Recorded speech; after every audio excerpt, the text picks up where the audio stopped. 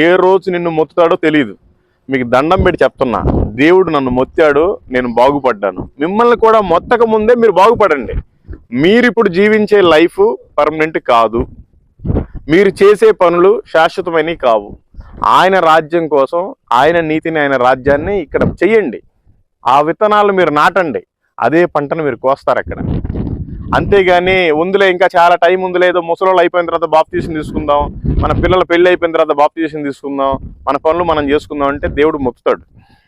ఇది వాస్తవం.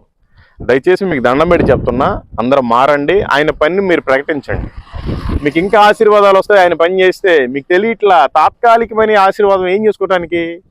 ఎగ్జాంపుల్, ఇప్పుడే ఉన్న పాటుగా ఉండి నేను చనిపోయాను అనుకోండి, నాకు తెలుసు, నాకు గ్యారెంటీ ఉంది, నేను పరలోకం చేరతా. నీకుందా ఈ గ్యారెంటీ? దేవుడి కోసం ఏమైనా చేసావా నువ్వు?